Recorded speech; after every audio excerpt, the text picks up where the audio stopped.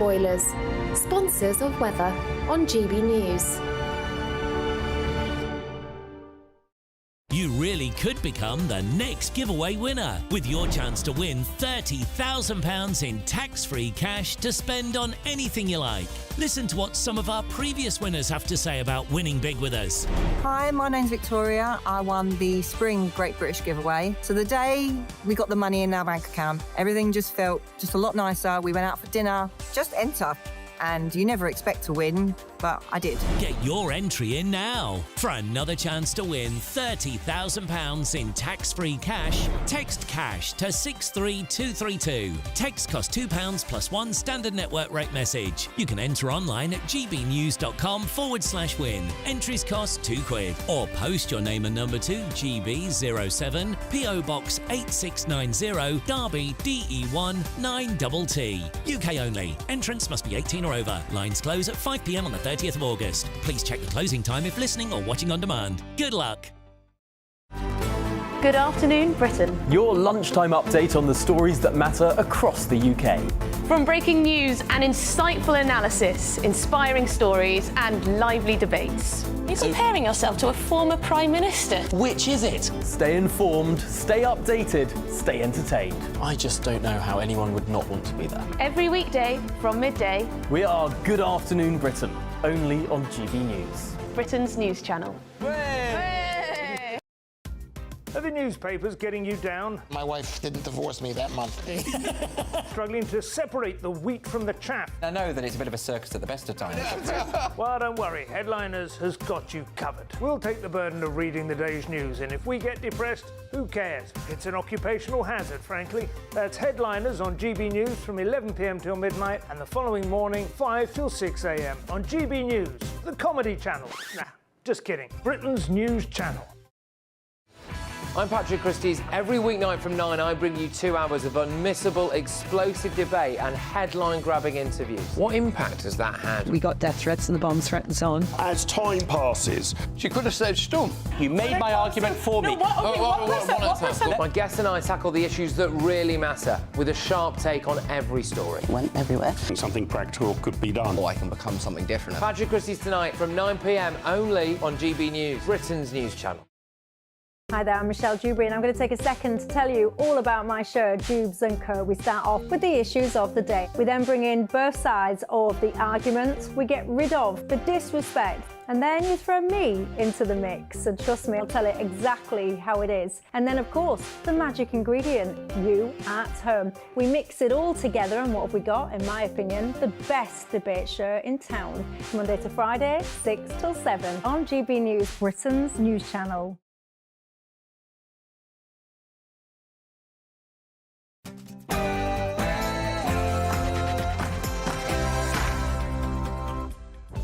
A very good afternoon. It's 1 o'clock on Sunday, the 11th of August. This is The Weekend on GB News. Starmer's popularity slumps in the wake of nationwide riots. It comes as the top prosecutor in the country warns the most serious offenders face a whopping 10 years in jail. I'm speaking to royal experts as locals fear Meghan Markle and Prince Harry are being manipulated with that unofficial royal trip to South America next week. Is this entire thing a PR exercise for the Colombian government? And Billie Eilish, Snoop Dogg and the Red Hot Chili Peppers are among those expected to perform at the closing ceremony of the 2024 Paris Olympics today. Have the games left you jumping for joy or running to turn the telly off? I'm Darren Grimes, and this is The Weekend.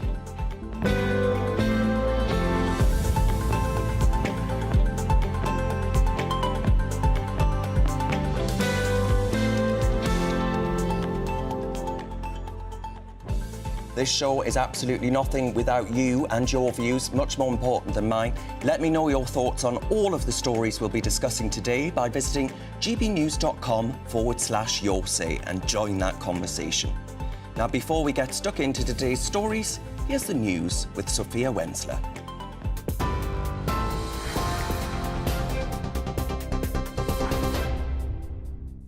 Darren, thank you. Good afternoon. It's just gone 1 o'clock. I'm Sophia Wensler in the GB newsroom. 2 migrants have died after their small boat got into difficulties in the English Channel this morning, as hundreds more made the crossing to UK waters. French and British vessels rushed to the scene in this morning after the migrant boat got into trouble. More than 50 people were rescued and transferred to a French support vessel. Maritime sources believe around 500 migrants attempted to make the crossing today, with as many as 400 reaching UK waters. President Zelensky has for the first time acknowledged that Ukraine is conducting a military offensive inside Russia's western Kursk region. The surprise operation, which began 5 days ago, has taken Russia by surprise and prompted mass evacuations across both sides of the border. Russia's defence ministry has said air defence units destroyed 14 drones and 4 ballistic missiles over the region this morning. Meanwhile, Ukraine says it destroyed 53 Russian drones during an overnight strike. Military analyst Sean Bell says there are 3 main reasons for Ukraine's offensive. Ukraine's got a very long border with Russia. Undoubtedly, it'll put Russia on the back foot. Secondly, is to demonstrate that Russia is not in control in this conflict at the moment, that actually there are 2 sides here. And thirdly, just imagine the morale for Ukrainian fighters that are actually starting to take the fight into Russia. Now, I spoke to a Ukrainian the other day who said they wanted to see a Ukrainian flag planted in Moscow. Back in the UK, the Justice Secretary has warned that the impact of the riots seen across the UK could be felt for months and years to come. Shabana Mahmood made the remarks in a piece for The Observer, as courts have been working to extend hours to deal with rioters. It comes as a 15-year-old boy has become the first child to be convicted for his part in violent disorder in Sunderland. Meanwhile, hundreds of people involved in the riots are now set to appear in court, as a top prosecutor has warned they could face 10 years in prison. Business and Trade Secretary Jonathan Reynolds says the government is prepared. Yes, there is sufficient capacity in the prison system because of decisions that were made in the early days of the new government. We have seen, I think, 780 arrests, 350 people charged already, and there will be more to come, and it will be the case that people will face the full force of the law. I think it's important that the public see not just a judicial system that's working well, but effective public services again in Britain. Meanwhile, the Education Secretary says children will be taught how to spot extremist content and fake news online in the wake of the riots. Bridget Phillipson said she's launching a review of the curriculum in both primary and secondary schools to arm children against putrid conspiracy theories. It comes as Sir Keir Starmer has suggested the government will review social media laws as more sentences for online offences linked to the riots are expected. The Housing Secretary has dropped Conservative plans to prevent recently arrived migrants from applying for council houses in England. The previous government had planned to introduce a UK connection test, which would have restricted social housing to those who've been a resident for 10 years. But Angela Rayner has scrapped the plan and vowed to ramp up the provision of new social homes as part of a wider planning reforms to boost house building. It comes as almost 1.3 million households are on local authority waiting lists for social housing. Donald Trump's campaign has said some of the internal communications have been hacked and suggested it was targeted by Iranian operatives. It comes after US news website Politico reported that it had been emailed campaign documents, including internal research carried out by Trump's running mate, J.D. Vance.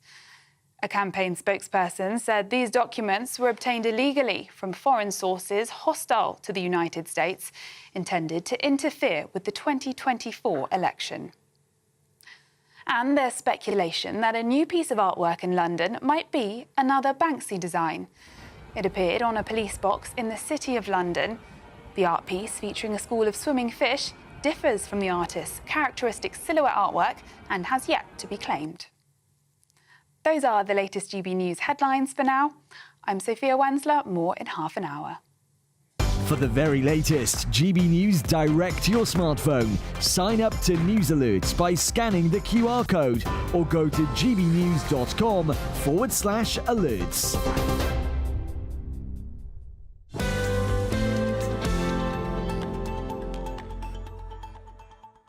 Thank you very much, Sophia. Let's get stuck into today's topics. Sir Keir Starmer's popularity has dropped significantly following criticism of his handling of recent riots in Britain. Polling for The Telegraph shows a sharp decline in approval ratings, with a notable increase in the number of voters with a strongly unfavourable view of the Prime Minister. Criticism has been directed at his slow response to the unrest, including a delayed decision to hold a Cobra meeting. Well, joining me now to discuss this is GB News political correspondent Olivia Utley. Olivia, good to be with you. What do you think, actually, this will mean ultimately for the Prime Minister? There won't be a change of tack, surely. I mean, he's pretty much nailed on and resolute in what he's saying and what he has continued to say in the context of these riots. Well, he is. I mean, Keir Starmer's honeymoon period was always going to end, but it does feel as though it's ended pretty abruptly with a jolt back down to earth. This week, Keir Starmer has had to cancel his European holiday that he was supposed to be going on with his family in the next few days, and that is probably as a direct result of the criticism that he's been receiving and this poll result, which shows that his favourability ratings have massively declined. Specifically, what people seem to be annoyed about is, as you say, that slow response, failing to call a Cobra meeting, and actually people say that he hasn't been tough enough on the rioters. Now, that's going to be hard for Keir Starmer to hear, because the Labour government at the moment think that they've been very tough on the rioters. Already 500 people arrested, 150 already convicted, courts open all the time, operating at a speed which we haven't seen at all in the last 10 years or so. Hard to see, really, how he could be any tougher. As for how this favourability rating will affect the way he deals with this crisis, I mean, as you say, he's chosen his path to go down. He is treating this, he's almost behaving more like the prosecutor who he used to be than the politician that he is now. He's determined to get as many people as possible in prison. What Keir Starmer really, really wants to avoid, but what probably he will have to talk about in the coming weeks, is the causes behind the riots, which is ostensibly the immigration crisis. Now, what is Keir Starmer going to do about that? That is a really tricky question for him, not least because the people who voted for Labour in the last election were a hugely eclectic mix. You have left-wingers, you know, long-life Labour voters, many of whom genuinely believe that even talking about reducing immigration is almost racist in itself. And then you have sort of people in the shires, people who you would normally think of as true blue Conservatives, perhaps, who felt so fed up with the Conservative government at the last election that they decided to vote Labour. Their stance on immigration will be very different. And as Boris Johnson pointed out in the Mail on Sunday yesterday, 34% of the general public actually believe that, although they don't agree with what the rioters are doing, they believe that they have a legitimate cause in worrying about the effects of uncontrolled migration. So what is Keir Starmer going to do about that? If he can possibly manage it, he will avoid all conversation about it and just carry on talking about throwing these rioters in prison. That's ground where he feels far more comfortable. And Olivia, where are the Conservative Party at with this? Because there doesn't seem to be much in the way of opposition, apart from perhaps Elon Musk.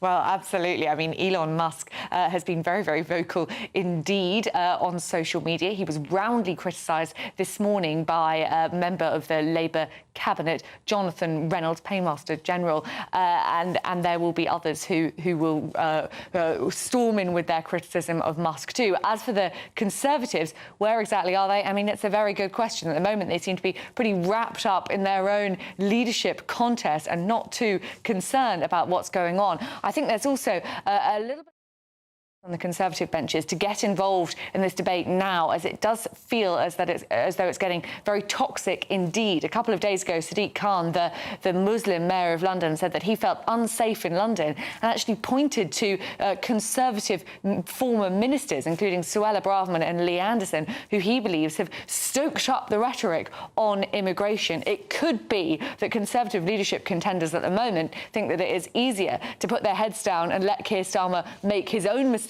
rather than risk wading in and avoiding controversy. Well, time will tell, Olivia, but thank you very much for that update. That's our very own Olivia Utley there. I'm joined now in the studio by the former Conservative Special Advisor, Charlie Rowley. Charlie, thank you very much for your company. Where are you at on that question of where the Conservative Party is on all of this? Because Sir Keir Starmer's numbers are plummeting. Surely it's ripe for a good old kicking.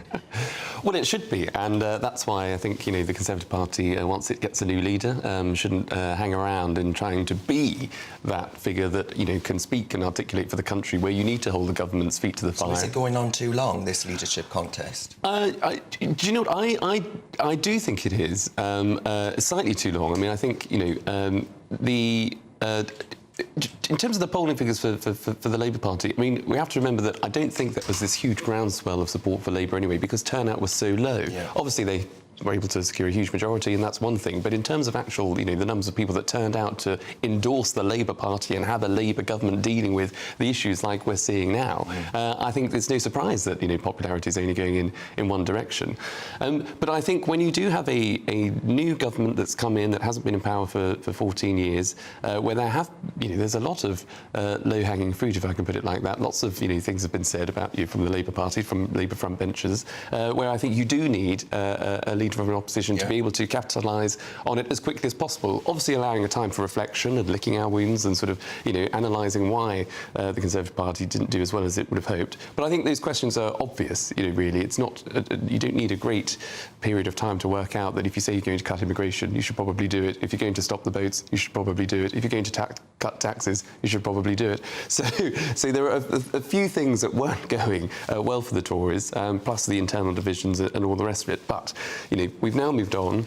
There is a government now, a Labour government, that isn't tackling the crises that we're seeing across the country, and that has been reflected in that poll from The Telegraph, which is why we do need a strong leader of the opposition to fill that void now. Well, speaking of a leadership of the Conservative Party, yesterday, over the weekend, Boris Johnson has intervened in his Daily Mail column. He suggested that Sir Keir Starmer needs to go on holiday to sort of re-clarify everything. But I'm wondering, where does Boris Johnson find the gall to lecture Sir Keir Starmer on immigration when, under Boris Johnson's leadership, the country saw record levels of immigration? Well, I think, you know, it's a fair challenge, and I think, you know, Boris was trying to, I think, sort of point out the way in which the police and the criminal justice system have handled the prosecutions and the charges of those that have been taking part in the riots. And I think, you know, Boris was effectively saying, look, you know, Sir Keir has no real part to play. He's very ineffectual. He may as well go on holiday and let the sort of, you know, the institutions and the criminal justice system do its work as it should, because he's not influencing it at all. There's been nowhere to be seen other than turning up to... it, but I'm not sure in a good direction. Well, quite, and not sort of articulating the very real problem that we've got to, the conversation that we've got to have with the country. So it's no good necessarily just turning up to a particular part of the country to go and visit a mosque, for example, to sort of placate a particular part of the community within the country. Everybody has an opinion, and a varied opinion, and very strong opinions about migration in this country, particularly illegal migration. So you've got to be able to, I think, as Prime Minister, understand that and be able to say to the country, look, we have to have a serious conversation about immigration. It's been too high for too long. You can easily say the Tories have failed in that department. I'm going to tackle it. There is a fine line between protest, or a very clear line, I should say, between protest and then thuggery and what we've seen on the streets. And so it is right that some of those people are prosecuted, but then there is a wider conversation about the state of the nation, if I can put it like that. Yes. Because, you know, do we have a policing system in this country where it does seem to take a more of a light touch approach? And even during the protests, we've seen police leaders talking about working with community leaders in particular communities, and to say that they have sort of policed themselves and therefore we don't need to turn up. Well, that's completely wrong. It should be fairly applied across the board, the policing system and the criminal justice system. And so when you see examples like that, of course it makes people anxious, and it makes people you know, very upset. You know, there's no justification for taking it out on religious institutions, or for attacking the police directly, or setting fire to any other shop that's got nothing to do with the problem. So that is a line that has been crossed. And so there's no justification for the rioting. There's no justification why people are out there on the streets as they have been over the last few weeks. But it's an explanation as to why, for so long, people in this country feel as though that particular issue, immigration, hasn't been dealt with. And so, you know, tensions have now boiled over. In the leadership election, going back to that, Priti Patel has said, former Home Secretary, of course, she's standing for the leadership. She has said that to leave the ECHR wouldn't actually be the right thing to do, the European Convention on Human Rights. Others disagree with that and say that it is the root cause of Britain's inability to have border controls. That's going to be an obvious dividing line between leadership candidates, is it not? It is, and you've had Tom Tugendhat, I think, for example, to say he is prepared to leave the ECHR if that's what it takes. I think you're right, Pretty and James Cleverly have already said that actually that might not be the approach. I think Mel Stride has said that you've got to look at the situation. Yes, and there's, I think one particular broadcaster only the other week sort of said to Mel when they were going through the list of candidates, naming them all, when asked by the public, do you know who Mel Stride is? The response was, who's she? So poor old Mel needs to get his name out there a bit more, I think. I mean, he's going to have any chance. But to bring it back to the point, he said, you just need to look at how it operates currently, and if it doesn't work, in terms of what we want to try to achieve to do, then of course you can look at anything. I really hope that for the Conservative Party this doesn't become the biggest distraction, and whether you stay in the ECHR, whether you leave it, frankly for me it's sort of a moot point. I want to see, I think, like most Conservatives, just this country doing, exercising its already, brilliant muscles and the ability to do things by itself and not pander to and not worry about court processes or worry about, the ramifications if we, about the ECHR or whether it was the European Union. The biggest, the most flagrant rule breakers, by the way, of those that are in the EU, the European Union, I think were France and Italy. So, we should be able to stand up on our own 2 feet, whether we're inside these institutions or not. If it's something that isn't working for the UK, you should act and then talk about it later on, not delay processes, not delay, for example, deportation flights because of a foreign court. You can deal with those ramifications after in a legal sphere, but making sure that this country has the gall, the bone and the brass to be able to do what it says it's going to do, to deliver for what the British people of this country have elected that government to do. And if anybody else has a problem with it, OK, we can into those conversations afterwards. And I think that should just be, the situation where we have a leader of the Conservative Party, the leader of the opposition, that is prepared to do what they say they're going to do and has the ability to therefore manage whatever ramifications there are. Well, we thereafter. saw that the British state, can actually put its foot down when it wants to. In the Shamima Begum case, it went all the way to the Supreme Court. The Supreme Court said, no, what the government did was perfectly lawful. Now it's going to the ECHR, Charlie. So how perverse will it be that if Britain ends up in a position where it has used its sovereignty to actually make a decision and stand resolutely behind said decision, only for a foreign court to say, well, actually, you've got to have this person back because you can't just strip her of her nationhood? That would be, would it not, a real boiling point for the nation? Well, it would be, but it would be just one example, and it'd be one where, I don't think if that is the situation and it's something that the UK hasn't been involved in before, then it's a case of who blinks first. Now, I'm a huge respect for the legal profession. I know lots of lawyers and people, and it is absolutely right that we uphold the rule of law. To be one, and we. I heard a little bird told me. Well, I quite like the wig, but more than that, it's there was always. When I was a special advisor in government, there was a bit of a saying that, if you get, bad legal advice, or if you get legal advice that's actually sort of, questionable, well, just get another lawyer or get a better lawyer, because it's about opinions and it's about interpretations of the law. And if you're pushing that particular example that you just made, where you have the Supreme Court of the United Kingdom that is an independent sort of jurisdiction, independent nation state, versus what would be a foreign court or a foreign ruling that, yes, we are part of, then, of course, you shouldn't just sort of, carte blanche roll over and say, OK, well, we'll listen to the ECHR over our Supreme Court. You've then got to say, well, hang on, these are two different legal opinions. We can continue to fight it. But until that point, the UK is not going to accept someone back into the country or return that citizenship which has been stripped, which was a decision by the Home Secretary, someone who you would hope is more briefed on national security matters than either you or I or any other pundit or any other observer listening. So they've made that decision. That's the right decision, and we can fight about it later on. But what the UK says goes. Well, Charlie, I think you've just found a long-lost backbone. Not for yourself, politicians. But Charlie Rowley, thank you very much for that analysis. Now, folks, for all the best analysis and opinion on that story and more, you can go to our website, gbnews.com. Right, folks, we're going to take a short break. You're with me, Darren Grimes, on GB News. Coming up, we're going to be discussing Are Meghan Markle and Prince Harry being manipulated by the Colombian government with a trip next week? We'll have more on that after this.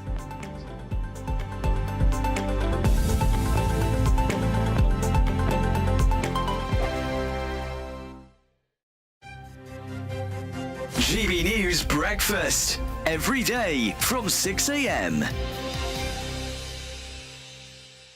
Did you ever flirt with the idea of going to America? Yeah, I've twice happened to me. Once I was offered in Canada the job of a weatherman. Oh. Yeah, I was offered that, and I just sort of thought of it. What is the point where your mother, your father would never see you on TV? What's the point of doing it if nobody knows you on it? You know. So I thought. Big money though, even for a weatherman. I did. Yeah, it was more than a weather job, but I said no, basically.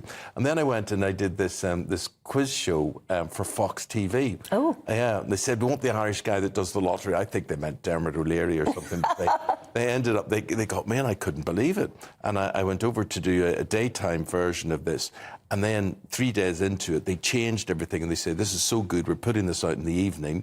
And I remember phoning my wife and saying, we're going to have to move out to California. Oh, wow. They really want me here, and I'm going down. You know that street with all the palm trees and whatever? That's the way I was going to work, in this limo and whatever. And I had a bungalow there and a golf cart. It was absolutely incredible. Anyway, I'll cut this very long story short. So I'm working really, really bad. A lot of very ignorant people, it has to be said. And really have one regret in my life, that I didn't punch a guy when I was out there. I really would have, if I had my life to live again, I would have really satisfiedly been sacked for punching this git.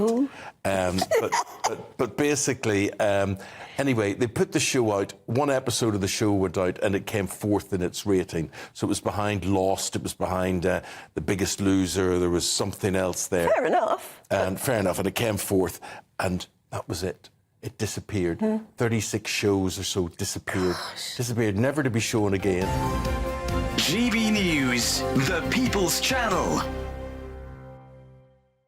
Sunday nights on GB News. From 6, Neil Oliver. At 7, it's Free Speech Nation with Andrew Doyle. At 9, Mark Dolan. And at 11, get set for the week ahead with headliners. Tomorrow's papers tonight. GB News, the People's Channel, Britain's news channel. I'm Isabel Webster. Thanks for joining us on GB News, Britain's news channel.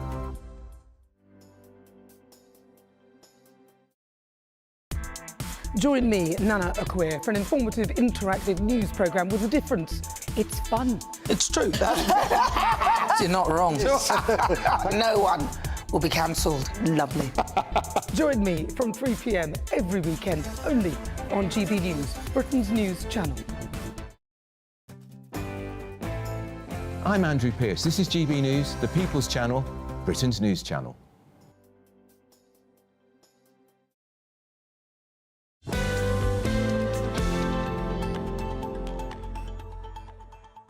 A very warm welcome back to the weekend with me, Darren Grimes. Now, Meghan Markle and Prince Harry are reportedly being used during their royal tour of Colombia. The Duke and Duchess of Sussex are scheduled to visit next week. However, many Colombians are sceptical about the visit and worried that Meghan and Harry might be exploited as part of a PR strategy by the government. Well, joining me now to discuss this is the former BBC royal correspondent, Michael Cole. Michael, always a pleasure, my friend. I'm wondering, is this a sign of the most vehement naivety? Good afternoon, Darren. I think the Duke and Duchess of Sussex should be concerned. That is because they have only their celebrity to sell, and they must be careful not to sell it too cheaply and where they sell it. And Colombia at the moment, with its president, Gustavo Petro, is a government that is mired in controversy and some degree of scandal. Now, I believe that the Duke, and we see him there, would actually benefit by having the expertise of Buckingham Palace at this moment around him, because before there's ever a royal visit anywhere, Darren, there's careful consideration and research done. And it is true that the late Queen, the Prince's grandmother, had very few regrets, but she did regret the state visit by Nicolae Ceausescu, the tyrannical president of Romania, when he came to Britain on a state visit in 1978. In fact, when he was wandering round the gardens, Ceausescu, the Queen was said to have hidden in a bush so she didn't have to talk to him. Well, 11 years after that state visit, on Christmas Day, Ceausescu and his unlovely wife were both shot by a firing squad by outraged Romanians. Now, when these visits take place, they do give credence to any particular regime that is being visited. And I think there is a danger, certainly the Colombians seem to think there's a danger, that their celebrity, their good intentions, their willingness to help underprivileged people and to do good in the world is being undermined by, as you say, a certain naivete. And Michael, I wonder then, you mentioned there that their success currently entirely depends on their celebrity. Do you think that's sort of dwindling ever so? Because, I mean, the fact of the matter is they're still having to hype up new interviews and new ideas of getting things done. The podcast was a total flop. I mean, is the independent Sussex future in peril? Well, you make a very good point. Celebrity wears very thin very quickly. And America is a very different place. You know, America wants what's new. They want the next big thing. The question is, what are you doing now? This country, the United Kingdom and Ireland, they're the home of nostalgia. That's where the old stars that used to be come here and appear in pantomime and do other things. America wants something new. And if you're not coming out with something new, you're old hat, to use a good expression. But to get back to Colombia, they were invited by a vice president whose name is Francia Marquez. And she is the minister of equality and justice, equity.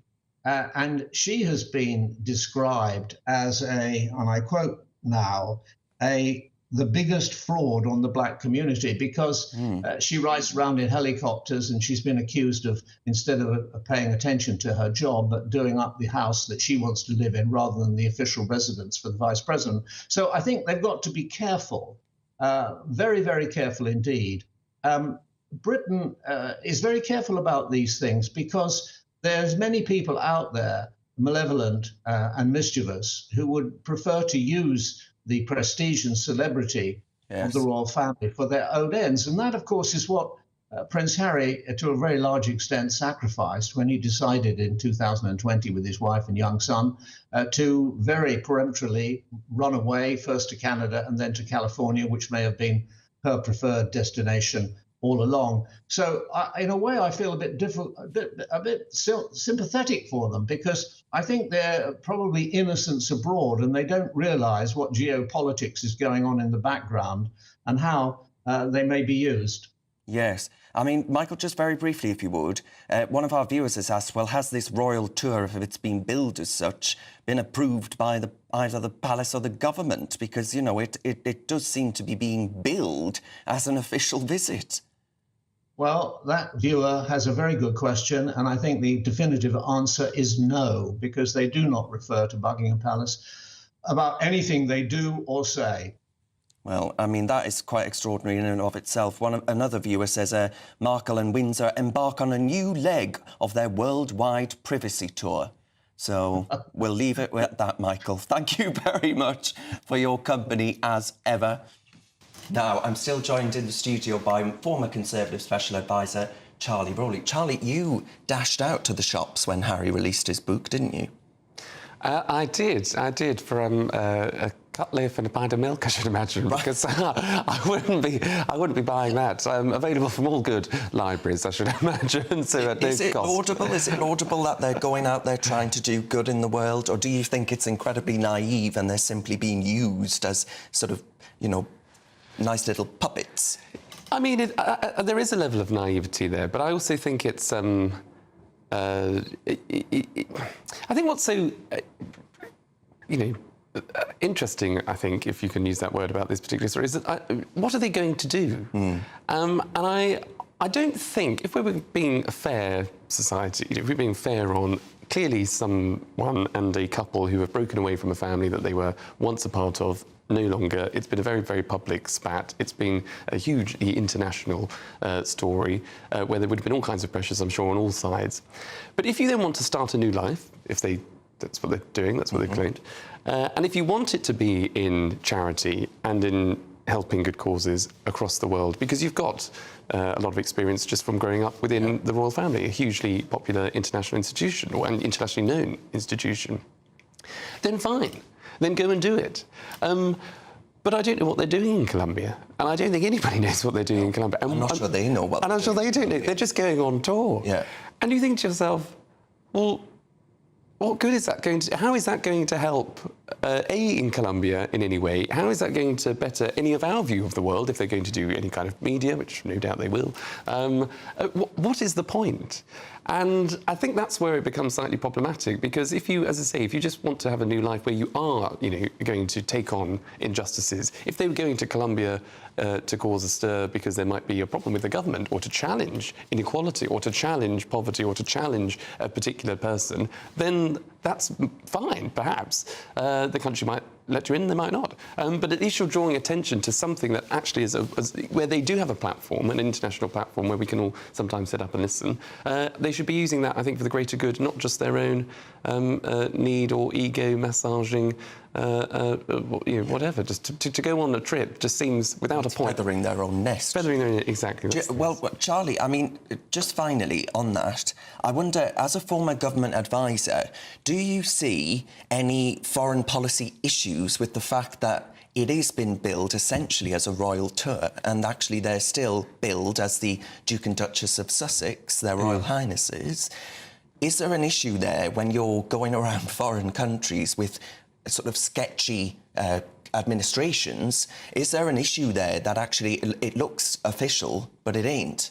Yeah, absolutely. It will be a headache, I'm sure, for the Foreign Office on a particular level, because, that is the diplomacy department for the United Kingdom. That is the one that would be advising, Her Majesty, back in the day, and certainly His Majesty now, and royal visits, what is, perhaps right, what should be avoided. Yep. And the fact that there hasn't been any kind of conversation, you allow perhaps a tyranny or a government that is obviously in trouble, or whatever the situation is, whatever country they're visiting, whatever charity, whatever organisation, if it hasn't gone through those checks and balances, you allow that organisation or that particular country to throw it back into the UK's face, and certainly to the wider international community, to say, well, hang on, we can't be that bad a tyranny, or we can't be that bad an oppressive government. We've just had the Duke and Duchess of, and you will play on their titles and play on their visits. So it would be a headache for the UK and its diplomacy efforts on the international stage. Well, there we are. Charlie Rowley on their secret privacy tour. So thank you very much for that. We'll be getting more from him throughout the show. You're with me, Darren Grimes, on GB News. Coming up, as the top prosecutor in the country warns serious offenders of the nationwide riots actually face 10 years in prison. We're asking, is that justified? That's to come after your headlines with Sophia Wensler.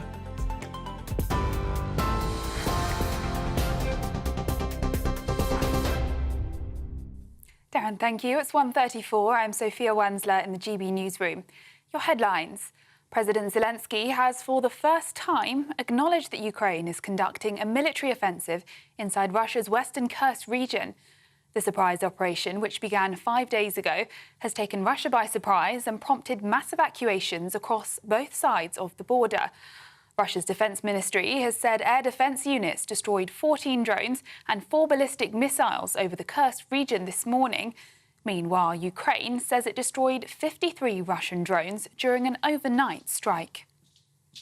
Back in the UK, the Justice Secretary, Shabana Mahmood, has warned that the impact of the riots seen across the UK could be felt for months and years to come. Hundreds of people involved in the riots are now set to appear in courts. As a top prosecutor has warned, they could face 10 years in prison. Business and Trade Secretary Jonathan Reynolds says the government is prepared. Yes, there is sufficient capacity in the prison system because of decisions that were made in the early days of the new government. We have seen, I think, 780 arrests, 350 people charged already, and there will be more to come, and it will be the case that people will face the full force of the law. I think it's important that the public see not just a judicial system that's working well, but effective public services again in Britain. In other news, 2 migrants have died after their small boat got into difficulties in the English Channel this morning. French and British vessels rushed to the scene after the migrant boat got into trouble. More than 50 people were rescued and transferred to a French support vessel. Maritime sources believe around 500 migrants have attempted to make the crossing today, with as many as 400 reaching UK waters. And artist Banksy has confirmed he painted swimming fish onto a City of London police box. They look like an aquarium, and it was first spotted this morning. This is the 7th new artwork to be revealed in the capital in many days. Those are the latest GB News headlines for now. I'm Sophia Wensler, more in half an hour. For the very latest GB News direct to your smartphone, sign up to News Alerts by scanning the QR code or go to gbnews.com/alerts.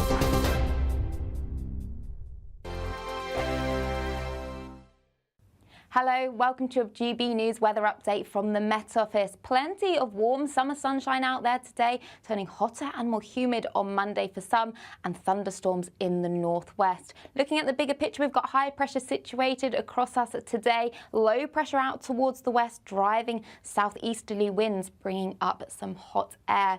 So it's been a slow start in the south, quite a lot of cloud around. That should gradually lift and break to reveal a good deal of sunshine, maybe just some sea fog across the English Channel, but elsewhere a dry and warm day. We'll see temperatures reaching up to 21 degrees in the north, and in the south hotter and more humid with highs of 29 degrees.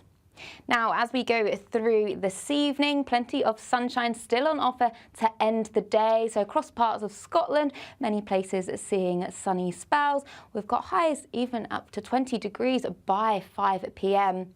Northern Ireland turning a bit cloudier at times this evening, but still plenty of sunny intervals.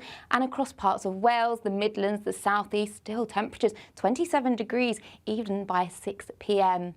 Now through tonight, we will see a breeze picking up, especially across the English Channel and across western areas, and we'll see some thunderstorms moving their way northwards as well. We have got some thunderstorm warnings out, especially across Northern Ireland, northeastern England and across Scotland, with thundery downpours. Could be quite torrential, frequent lightning and gusty winds. But tonight it is going to be uncomfortable for sleeping. Some places are not dropping below 20 degrees. So through Monday morning rush hour, we've got this band of thundery rain moving its way north and eastwards. So some strong gusty winds, heavy rainfall could lead to some disruption. But once that clears through, fresher behind it in the north, but across the south, a hot and humid day to come with highs of up to 34 degrees. Bye-bye for now.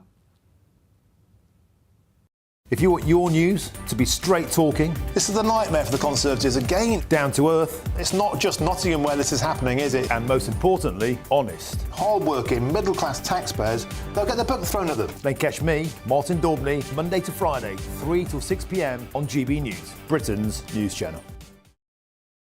Join me, Neil Oliver, every Sunday night at 6 p.m. on GB News. And if an hour is not nearly enough for you, go to gbnews.com for special extended episodes online every Friday at 9 p.m, where we can truly get into the nitty-gritty of what's going on. GB News, Britain's news channel. I'm Christopher Hope. From pop stars to politicians, I'll interview anybody in a pub who's got a political opinion. Join me every Friday on Spotify, Apple Podcasts, YouTube or gbnews.com, or wherever you get your podcasts. This is GB News, the People's Channel.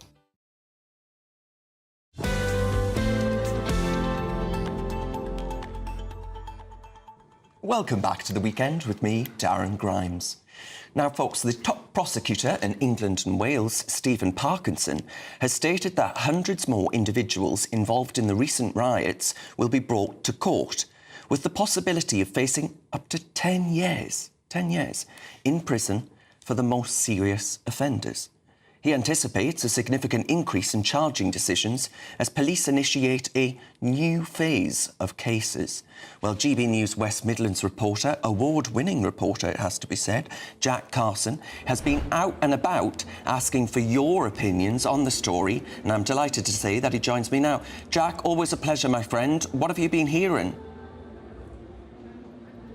Well, it really is quite a mixed reaction, of course. You know, we've seen this violent disorder on the streets over the past few weeks, and Keir Starmer said that courts would be open to be able to fast-track these people through them, to be able to get them charged, get them sentenced quickly. And these comments are coming from Stephen Parkinson, who's the head of the Crown Prosecution Service. It's reported in the Sunday Times, you know, talking about the amount of people that are still coming through the system, that will still be coming through this system for months, that have been involved within the disorder and the protests that we've seen in the last few weeks. But he's talking now, as you mentioned, Darren, about this new phase that's going to include more serious charges with stiffer penalties. Now, a lot of the people that we've seen charged and sentenced quite quickly in the last week, really, have been charged with violent disorder. Now, that carries a maximum sentence of up towards 5 years. So that's why this new kind of, you know, charge of rioting, which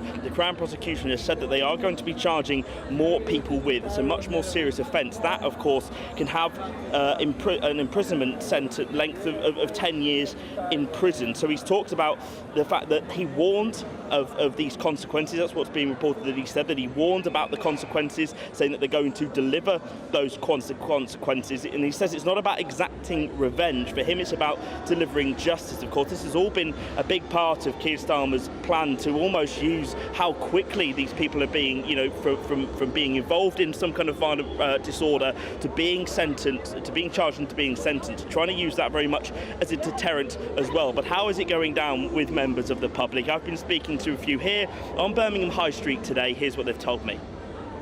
I think the question should be who's getting sentenced, because if that's consistent across the entire people across the UK, then that's fine. But I think the biggest challenge is, you know, when we look at about the riots, is everyone getting treated fairly? Probably not. I think what I've noticed and what I can see is different communities are getting treated differently, and that's not fair. I think if people are going to do this sort of thing, yeah, then they must be prepared for the consequences, you know. Normal people, well, I say everyone is normal to a certain extent, and if people want to go about doing their own business and people are going to keep rioting, it's making other people uncomfortable.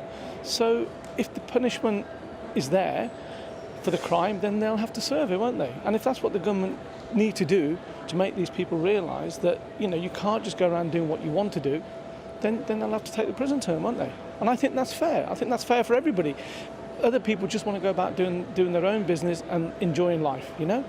And if these people are going to try stopping them, it's not right, is it? I think it's way too much, because the government is concerned about financial gains and the actual debt we as a country, and they're trying to pull back money. Well, if you send one person to prison, I think it's about average of £80,000 a year to look after one for 1 year. So it's 10 years, it's like nearly £1 million. Well, that's actually ridiculous. So we send 100 away to prison. Well, that's an awful lot of wasted money. You know, there's got to be other ways of actually dealing with this situation than actually sending people to prison, and I think they're going to do better by, because is it going to benefit them? No, it's not. Long term, it'll probably make them worse.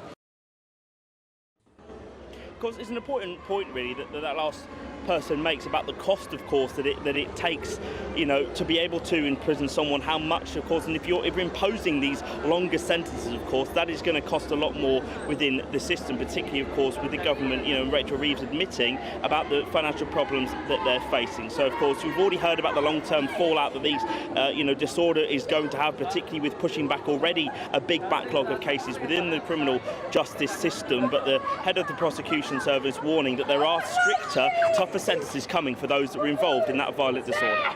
Right, thank you very much, Jack Carson. There's a very excited crowd behind you, and all I can say is GB News brings out the crowds. That's what it is. Thank you very much, Jack. That was Jack Carson there in Birmingham. I'm still joined by the former Conservative Special Advisor, Charlie Rawley. Charlie, I think they were there for you. Well, you're too kind, but I think the viewers of all kinds flocking to the channel. The first man that Jack interviewed as part of those interviews with the public, He said that actually he's worried that certain communities are being treated differently to others. Now, that is a narrative that is starting to really break through. And are you worried that faith in institutions will dwindle as a consequence, right? Have the government got to get this right?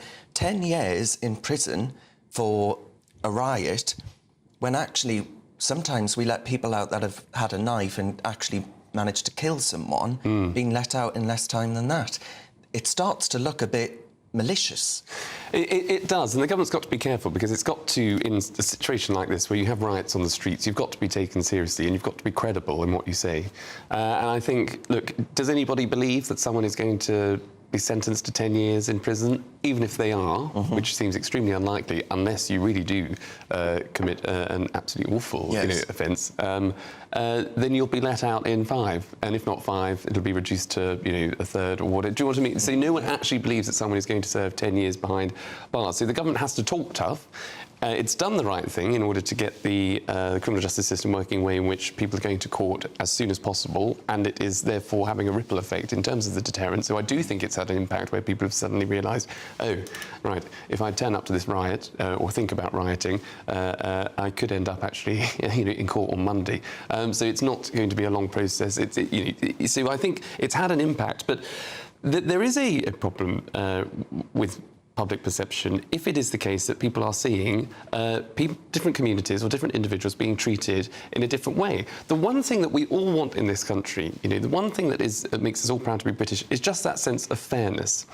And when things like this appear not to be fair, and so when you see, for example, maybe the police feeling more able because there's less fear of being called racist, or there's less fear about sort of getting into trouble with the community or upsetting a particular community, whether it's religious or otherwise, then it's very easy just to go and arrest maybe someone who is white British as opposed to someone who isn't. Well, they've had instructions from community leaders, whatever that means. Exactly. And I don't berate the police necessarily. Look, the people on the front lines, the men and women, they are there in the riot gear. They are doing a good job. But when you do see, exactly as you say, the police talking to community leaders to self-police themselves, when you get an anti-protest that turns up with weapons and the police say, just leave them in the mosque and we won't arrest you, that is two-tier policing. You wouldn't see that in any other walk of life, in any other situation in this country. So the police really do, the police at the top, need to get a grip on what the situation is on the ground and make sure that it's fair for all. I couldn't agree more. Charlie Rowley, thank you very much. Now, folks, you're with me, Darren Grimes, on GB News. Coming up, the 2024 Paris Olympics come to a close today,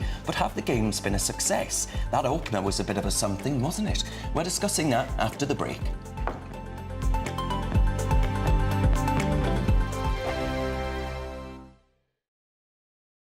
This is GB News, Britain's news channel. One local cricket team was made up entirely of one family. The Jollens. The Newmarket midweek seconds played Thurlow and Old Milgreenian seconds, captained by, here we go, James Jolland. He played alongside family members Henry, Freddie, George, Jack, Archie, Ryan, Brandon and Daniel. Even if slightly controversial, one of the umpires was a Jolland to Stephen the umpire. Yes, well, the Jolland family mostly live in Wickenbrook in Suffolk and have played for 4 years for Dullingham Village team before it merged with Newmarket. So that's the entire backstory. We're delighted to be joined now by Captain James Jolland and teammate and brother Nick Jolland. Really good to see you both this morning. This is incredible. How did you get the entire family involved in cricket? Well, we started the club about 3 years ago, and there's more friends and family.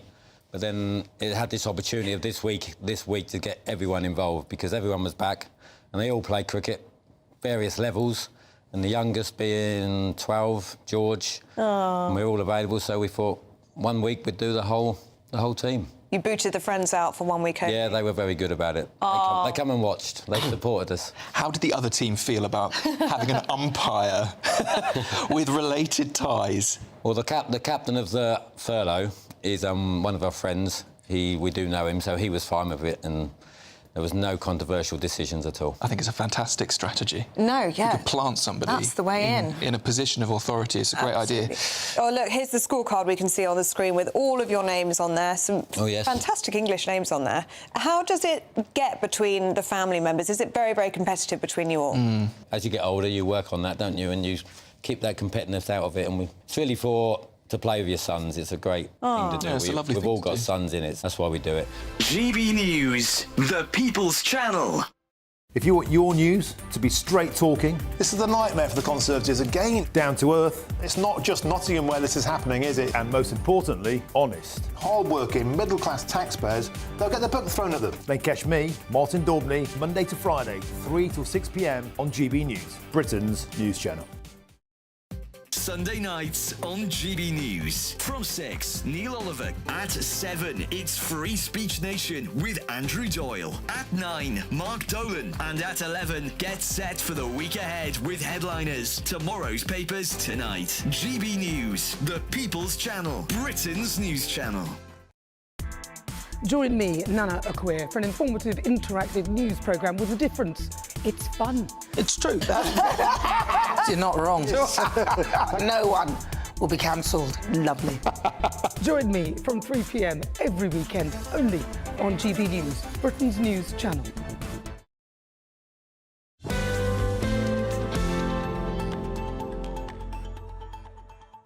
Welcome back. It's the final day of Paris 2024 and Great Britain end with 65 medals to beat their tally from Tokyo 2020 by 1. Very good stuff. Joining me now is sports broadcaster Chris Scudder. Chris, would you say it's been a success? As far as the Parisians and the France are concerned, very much so. For Britain, bittersweet, I think, today, because you just mentioned 65 medals, which is very good, considering that Team GB were tasked with getting between 50 and 70 and a place in the top 5 of the medals table.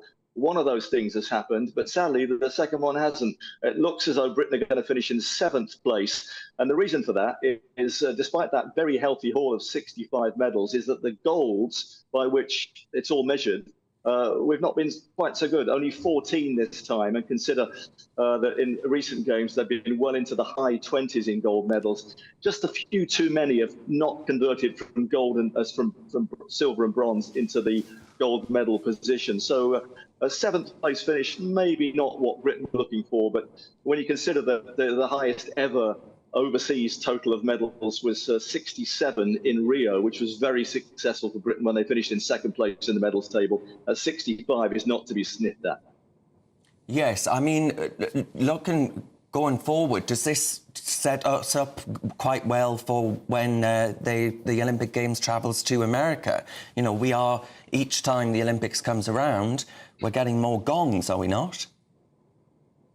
Yeah, I mean, the way it works, the funding system in Britain is that, from the lottery funding, is that if your sport doesn't deliver medals, you have your funding cut, which is quite brutal, but that's the way it works, you know. And if you're very successful in a particular sport, then your funding goes up. So it kind of, you know, you get a perpetual thing, really, where very successful sports like rowing and cycling and track and field do get a lot of funding, and those which don't deliver, you know, then struggle. But, you know, I suppose that's giving it a competitive edge. I will say, though, I mean, the cyclists this time, you look at Britain's total of gold medals in the last, in Tokyo is 3, in Rio they got 6, in London 7 gold medals. If they got that this time, Britain would have been in 3rd place in the medals table. Only 1 delivered this time. That's a bit disappointing, even though, and it does show you the strength of the British team. They've got 8 medals, but 4 of those bronze, 3 silvers, and because of that, they finished top of the medals table in terms of numbers, but not the golds. Thank you very much for that. We've done very well. You're with me, Darren Grimes, on GB News. After the break, we've got plenty more to come. I'll see you then. A brighter outlook with Box Solar, sponsors of weather on GB News. Hello, welcome to your GB News weather update from the Met Office. Plenty of warm sunshine on offer today, hot and humid for some of us tomorrow with the risk of thunderstorms in the northwest. Looking at the bigger picture, we've got an area of high pressure across the UK, low pressure out towards the west, and this is helping drive southeasterly winds, bringing up that warmer air. So through the rest of this evening, plenty of late evening sunshine. We'll see a breeze picking up, so some gusty winds along the south and west, with thunderstorms moving their way north and eastwards, so mainly affecting parts of Northern Ireland. We've got a thunderstorm warning here and across northern England and Scotland as well. So some torrential downpours are expected. It is going to be a warm and humid night tonight. Temperatures possibly not even dropping below 20 degrees, so an uncomfortable night for sleeping. Looking closer into the detail then through Monday morning, and we've got that thunderstorm warning in force across parts of Scotland. So a heavy band of thundery rain is going to be pushing its way north and eastward. So expect some disruption from this with gusty winds and some frequent lightning and possible hail too. Turning dry across Northern Ireland and elsewhere, many places are seeing a dry and bright start, perhaps some cloud across western parts as well. So through Monday morning rush hour across Scotland, this band of heavy thundery rain is going to be moving its way north and eastward. There could be some thunderstorms further towards the south of this as well. So take care if you are out and about early hours. Behind that, turning drier, brighter and fresher as well. But towards the south, highs here of up to 34 degrees. So feeling very hot and humid. And there still is the risk of the odd thunderstorm.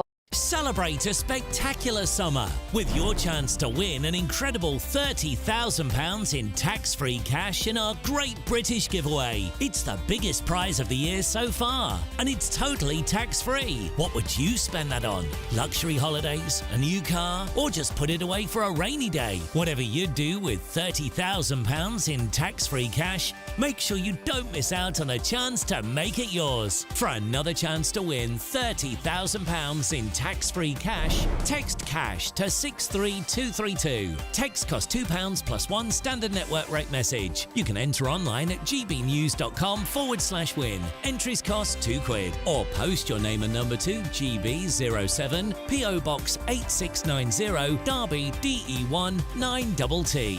UK only. Entrance must be 18 or over. Lines close at 5 p.m. on the 30th of August. Please check the closing time if listening or watching on demand. Good luck. Good afternoon, Britain. Your lunchtime update on the stories that matter across the UK. From breaking news and insightful analysis, inspiring stories and lively debates. You're comparing yourself to a former Prime Minister. Which is it? Stay informed, stay updated, stay entertained. I just don't know how anyone would not want to be there. Every weekday from midday. We are Good Afternoon Britain, only on GB News. Britain's news channel. Welcome to State of the Nation, daily plunge into the stories shaping our country. I'm Jacob Rees-Mogg, and Monday to Thursday we bring you the insights, the facts, the truth about how our country is being governed. Because what happens in Downing Street matters down your street. Tune in to State of the Nation every Monday to Thursday, 8 to 9 o'clock. Only on GB News, the People's Channel, Britain's news channel. I'm Patrick Christie's. Every weeknight from 9, I bring you 2 hours of unmissable, explosive debate and headline-grabbing interviews. What impact has that had? We got death threats and the bomb threat and so on. As time passes, she could have said Storm. You made my argument for me. My guests and I tackle the issues that really matter with a sharp take on every story. Went everywhere. Something practical could be done. Or I can become something different. Patrick Christie's tonight from 9 p.m. only on GB News, Britain's news channel. Join me, Camilla Tominey, for a frank and honest discussion with those in power that cuts through the spin and gets to the heart of the issues shaping our nation. You haven't confirmed that you want to stand as leader, but you haven't ruled it out either. This report basically says that he's not fit to stand trial. Is he indecisive? Incompetent? I deliver the dose of reality Westminster needs. That's the Camilla Tominey Show at 9:30 every Sunday on GB News. The People's Channel, Britain's news channel.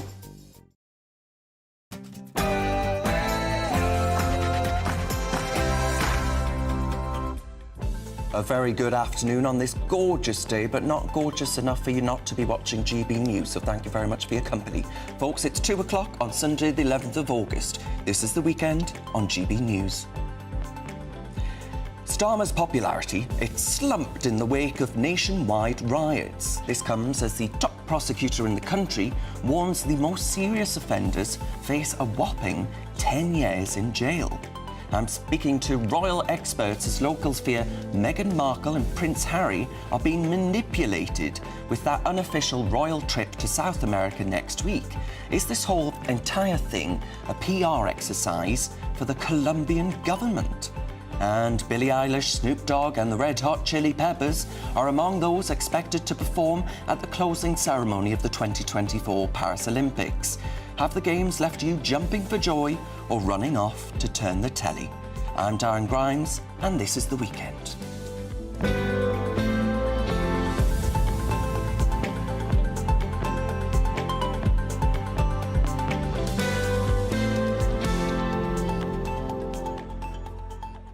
Now, this show is absolutely nothing without you and your views. Let me know your thoughts on all of the stories we'll be discussing today by visiting gbnews.com/your say. There's lots of conversation going on already. Come and join it. Now, keeping me company on today's show is the former Labour Party advisor, Matthew Larser, and former Conservative Special Advisor, that was a tongue twister, Charlie Rowley. But before we get stuck into today's stories, here's the news with Sophia Wenzler.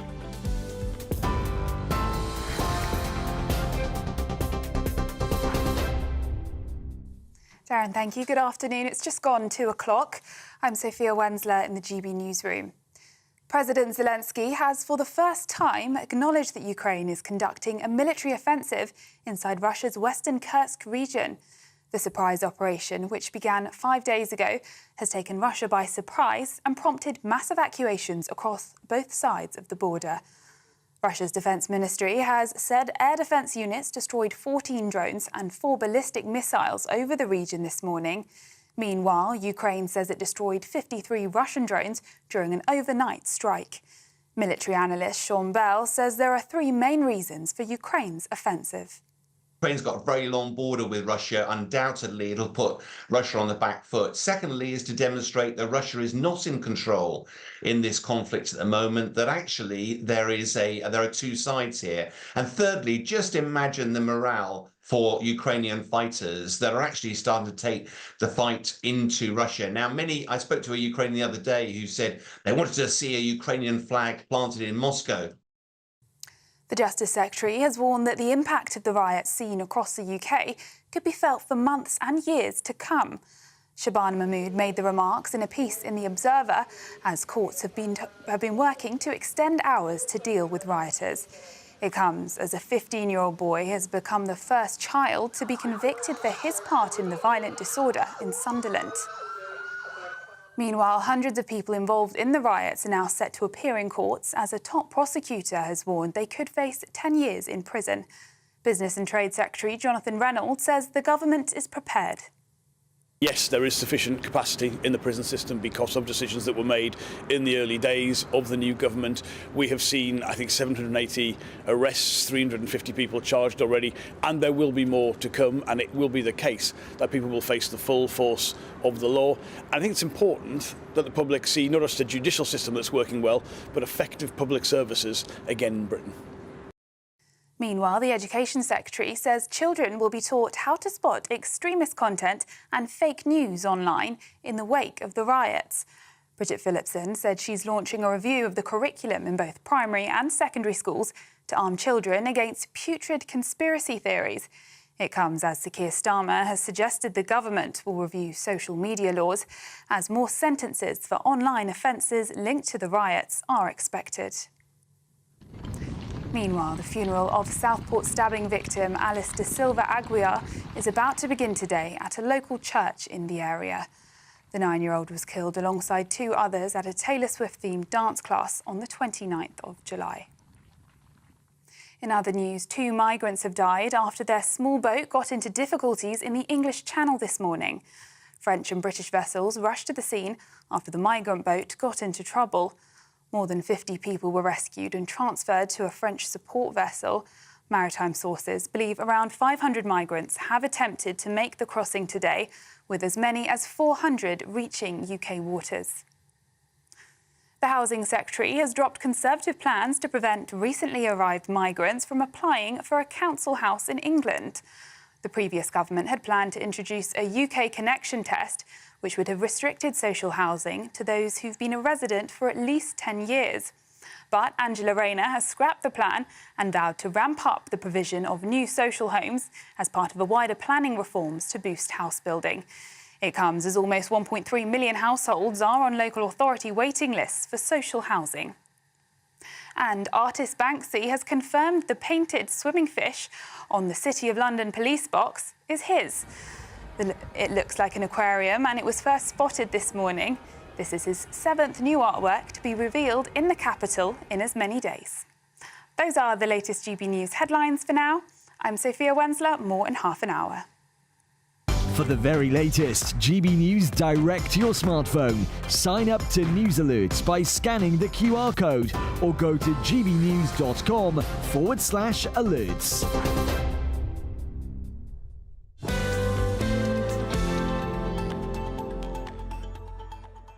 Thank you as ever, Sophia. Let's get stuck into today's topics. Now, Sir Keir Starmer's popularity has dropped like a very heavy stone following criticism of his handling of recent riots in Britain. Polling for The Telegraph shows a sharp decline in approval ratings, with a notable increase in the number of voters with a strongly unfavourable view of the Prime Minister.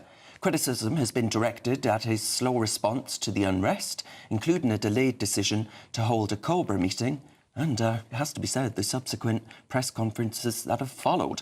Well, joining me now is GB News political correspondent Olivia Utley. Well, Olivia, all I can say is you got married not that long ago. I hope your honeymoon was nicer than his. Well, actually, it was very rainy in the Yorkshire Oh, Dales. no! I'm not sure if it was.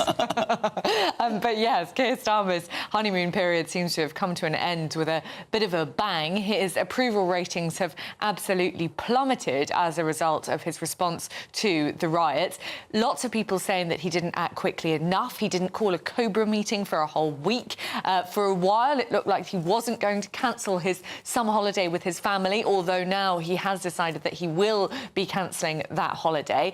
At the moment, Keir Starmer's strategy to deal with these riots has been to basically get as many people in prison as possible. He's kept the courts open for much longer.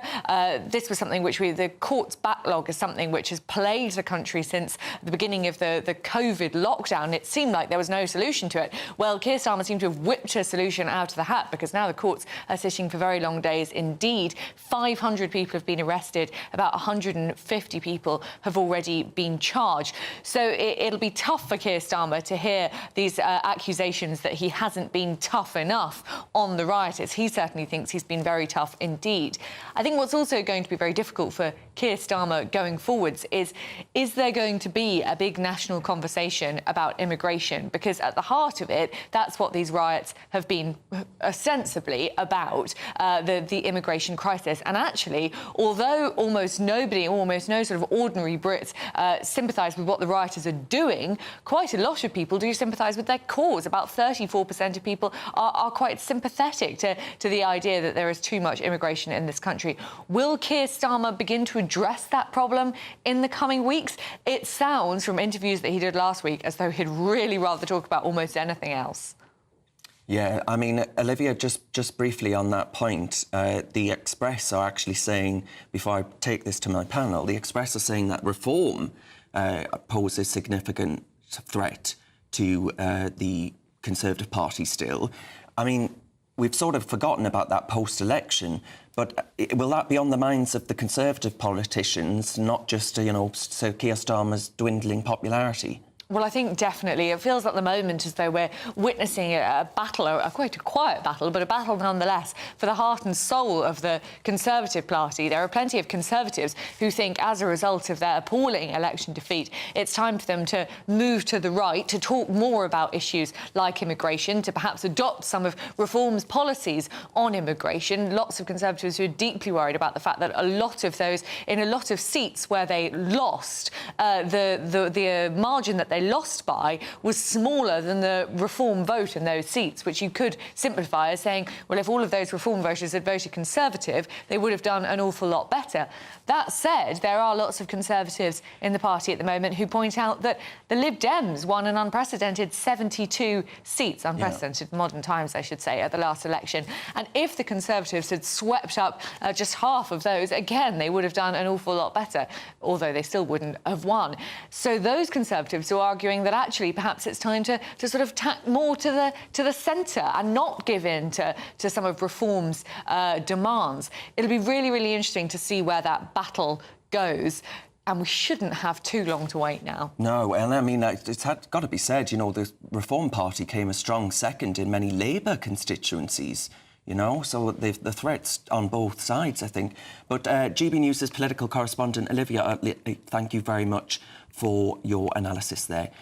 Now, joining me in the studio, we're going to be discussing senior Tories fearing that there is that real prospect of the party being replaced by Nigel Farage's Reform UK, with Britain heading for a pivotal moment in politics. Former Brexit Minister David Jones, a very good man, issued a warning that his party must actually earn the backing of voters across the country after what was its worst result at the ballot box last month in over 100 years. Well, let's see what my panel make of this. Former Labour Party advisor Matthew Larser and former Conservative Special Advisor Charlie Rowley. Charlie, I'll start with you on the threat to reform, then I'll come to Matthew on Sir Keir Starmer's dwindling popularity. But that reform threat, it's worth noting there, isn't it, that the Labour Party face that threat too. But are you of the view that after 5 years of this government, if it lasts that long, people might be like, well, goodness gracious me, I've made one hell of a mistake. Is that what you're banking on? Well, it's the first thing to say is that I don't think, the reasons that Olivia was saying, you can't view the issues in left and right terms. I think, you know, people want to, but if you go back to 2016, lots of people, particularly in red wall constituencies, voted to leave the EU. They wanted to leave the EU because they wanted to take back control of their money, their borders in particular, and laws of this country. You know, Boris Johnson was able to capitalise on that in 2019, winning a huge landslide because of taking back control or getting Brexit done. A lot of that was to do with immigration. So in those red wall constituencies that the Tories won in 2019, and it's been thrown away because, you know, the government subsequently didn't tackle the issue. And so, you know, these are Labour heartlands, so these aren't traditional, you know, right-wing constituencies, but they are people who are considering and do consider to vote reform because of that particular issue. So it's not a left or right divide. Immigration is not a left or right divide. It is just an issue that many, many people in this country care about, and it needs to be dealt with. So I think that's the first fundamental thing to say. But I do think, as time goes on, if this current government fails to address the issue, and if you have, where I think Nigel Farage has, he is very outspoken, he is a great orator, but I think his popularity has also dwindled this week just because of his handling, perhaps, of some of the riots, and perhaps not accepting at the earliest possibility or opportunity that, you know, some of the things that he was saying were stoked by, you know, fake news as well. That has caused concern for people. So there is now a question. He didn't, you know, he didn't say anything. And he's entitled to do that. But, you know, there are lots of questions that we can ask. But, you know, within the prism and sphere of the actual issue, it was sort of slightly wide of the mark, I think.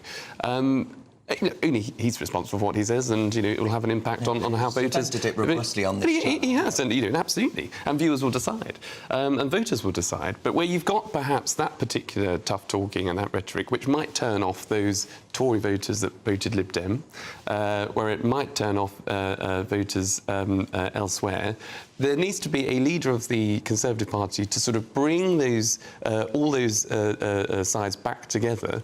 But you only do it not necessarily by trying to appeal to the right or to the left. It is just literally articulating what are the issues that this country faces, what matters to people in this country, what do they care about. And at the moment, we haven't had a serious conversation about immigration.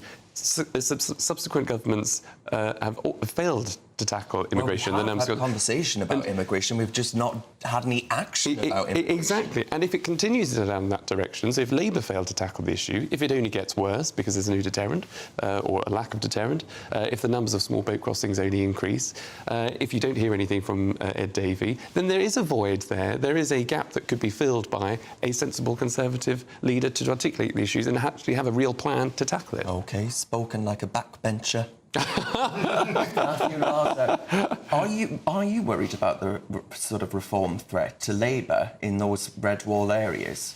Well, I think Labour needs to be conscious of both the threat from reform, but also actually the threat from the Greens in other areas as well. That actually on immigration. Yeah. Look, I mean, I agree with Charlie. There is no doubt that immigration and integration are concerns for millions of voters across the country, not just in the Red Wall. And so, therefore, Labour does need to listen to those voters. But there's a big difference between listening to the concerns of those voters and listening to what those who've been doing this week claim is the justification for their despicable actions. So I think, Labour should always be conscious of reform, just as it should be conscious of the Greens and in Scotland of the SNP, of course, who were beaten but not vanquished. So then are you concerned that Sir Keir Starmer's honeymoon is very much over? Well, I mean, I think his honeymoon's over because of events. I actually don't think that the riots we've seen were because of the Labour government. They were because of, agitation taking advantage of the tragedy that we saw. I think they could have happened under any government. So, I think the honeymoon is over. And in an ideal world, it'd have had it longer to bed in as a government. But instead, I think Keir needs to take this opportunity to sort of reset as we go into the autumn. It's awful to think we're going into the autumn when we're in August, but sort of politics is like the school year, kind of starts again in September in the lead up to the party conferences, and I think he needs to take that opportunity to kind of reset after what we've seen over the last few weeks. I mean, his popularity will go up and down. I suspect these polls were taken earlier in the week. There's always a kind of couple of days lag time when it was, people don't like it, are not keen on a prime minister if there's rioting on the streets. Thankfully, the actions the prime minister took meant there wasn't rioting on the streets later on. So there may be a bounce back a bit, but certainly it's been a lively start. Well, Charlie mentioned the criticisms of Nigel Farage. Are there valid criticisms of Sir Keir Starmer for not coming out and saying, could he not have just said, look, guys, I know that there is a real raw issue here in the country and people feel it, completely. Not everyone went out and burnt things to the ground, but we all do. I personally feel quite angry, and I know that many of our viewers do as well. Many of the viewers, according to polling, GBNews polling, voted for the Labour Party. Yeah. So, I worry that actually he inflamed tensions, dare I say. Look, I don't think. I mean, when he talked about being fuelled by the far right, that was in the first couple of days when there was clear evidence that on social media, but also because the usual suspects turned up, the far right were sort of beginning what happened. Then we saw people sort of, frankly, over the last weekend and the earlier part of last week, we saw sort of drunk mobs effectively just leaping on the bandwagon. I think he's absolutely right to have concentrated over the last week on the law and order situation. Of not to seem to be nodding towards those who, frankly, would take this debate and claim it as their motivation when actually it's just thuggery. I don't think that's the moment to be having a national conversation about immigration and integration. I think now, though, as there's a little bit of clear water between the events on the streets and the start of the new political year, that's the moment to acknowledge those concerns. But also, as you say, it's to provide some answers. And Labour does want to get both illegal and legal migration down from the record levels we saw under the Tories. Well, hang on then, because Charlie, hundreds of illegal migrants have arrived today, right? That's suggesting that it could be a record-breaking year in that regard. There is no deterrent, right? The suggestion seems to be you get here, you'll be granted de facto amnesty to stay in this country. People are just going spare. What do they do when the ballot box is fundamentally broken and what they keep voting for doesn't happen? You can sort of understand why people are pulling their hair out, screaming at their tellies. Yeah, totally. And that's what gives rise to new political parties. That's why Reform acquired over, I think it was 4 million votes at the ballot box. That's why even if you're not interested in voting Labour because you didn't want it, you voted for the Greens. There is opportunity, or you turn to the Lib Dems, who got a good number of seats at this election. So it allows alternatives to come into play. So there is a real worry, I think, about that. But it is just about delivery. And what this government have got to do, they've had obviously a lot of time in opposition. You know, Sir Keir Starmer was leader of the opposition for 4 or 5 years. It's moving from campaigning and headlining to actually governing. And I know that's always a difficult challenge for governments to take when they sort of come into office. But I was chatting to myself a little bit because the word reset, I know Rishi Sunak had quite a few resets in his premiership, as did, I think, Theresa. So to be having a reset or talking about it sort of 3 months in, 3 months in, I'm thinking, oh, you know, it could be curtains. It could be curtains by Christmas. Like Theresa May when she came out when she resigned and she said, I tried 3 times, I failed. Yes. No, I know what Charlie means in reset. Is that in politics, reset has that has those connotations. I mean, I think this is more about sort of resetting the conversation than resetting the government, because clearly any government would be knocked off its course. You know, Charlie knows what it's like. The grid of policy announcements and visits and speeches has obviously all been thrown out of the window because, and quite rightly, while the entire government focuses its energies on combating the riots and protests. And the very final thing is, and it's not, you know, it's not, I'm not blaming the government, but there is a sort of series of events where you come in day one to say, I'm going to scrap the Rwanda plan because it's inhumane, it's too costly, and all the rest of it. Everybody's got a different view about Rwanda. But then when you see increases in the number of people coming into the country, you've got to then question, was that the right move? You're then sort of talking about getting the protesters and the rioters through the criminal justice system a week after saying we're going to release prisoners early. It is not, you know, these are events. But in terms of a strategy, I think the government should probably slow down its announcement making and just concentrate on the issues at hand. And then when it feels confident enough, whether it's about housing, whether it's about health service, education, it should then start to announce those things. Regina says, can any politician use a calculator? 400 today, probably 4,000 minimum a year by boat, 1 million plus on housing waiting lists, benefits, healthcare, schooling, crime, and they're just piling people onto an island that can't cope. They all need to be held accountable as politicians for this, for the damage they've done to this once beautiful country. And I think that expresses the sentiment of many who are messaging right now. Thank you for all of that commentary, though. Now, for all the best analysis and opinion on that very story and more, you can go to our website, gbnews.com. Folks, you're with me, Darren Grimes, on GB News. Coming up, are Meghan Markle and Prince Harry being manipulated by the Colombian government with a trick next week? We'll have more on that after this.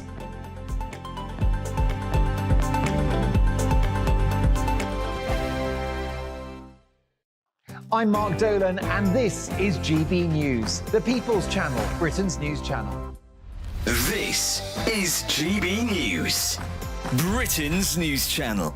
Royal biographer, a very good friend of mine, Angela Levin. Angela, good to see you again. This is, you have to say, quite typical of the couple. They say one thing and do another. Britain's too dangerous, but Colombia isn't. Well, yes. I mean, it's just fascinating that the UK Foreign Office has said to people that they mustn't go unless it's absolutely essential, because it is dangerous at the moment, especially in a place called Calais, where they have a list of, that's where one of the things that they're going to go. And the KGB in Calais has got 80% of global cocaine. So, and also they're doing a lot of taking people away and asking for money to give them back. So it is really ridiculous. And it actually conforms with my long-term suggestion that they try to manipulate the king and bring him to, stressfully to help him. And of course, it won't happen, but that's what Harry's trying. I mean, to have 3 court cases on the Home Office when they keep saying the same thing, and he's trying and trying and trying, because that's why he won't bring his wife, that's why he won't bring his children. But really, it's a nonsense, because he would be very looked after with good protection people, but not the very, very top of the tree, which is really just for Camilla, Charles and William and Catherine. There's a distance in the level, and it's not taking our money, our tax money, to pay for it. It comes out of another pocket. GB News, the People's Channel. I'm Christopher Hope. From pop stars to politicians, I'll interview anybody in a pub who's got a political opinion. Join me every Friday on Spotify, Apple Podcasts, YouTube or gbnews.com, or wherever you get your podcasts. This is GB News, the People's Channel. I'm Bev Turner. Thank you for joining us on GB News, the People's Channel, Britain's news channel. Join me, Neil Oliver, every Sunday night at 6 p.m. on GB News. And if an hour is not nearly enough for you, go to gbnews.com for special extended episodes online every Friday at 9 p.m, where we can truly get into the nitty-gritty of what's going on. GB News, Britain's news channel. I'm Patrick Christys. This is GB News, the People's Channel, Britain's news channel.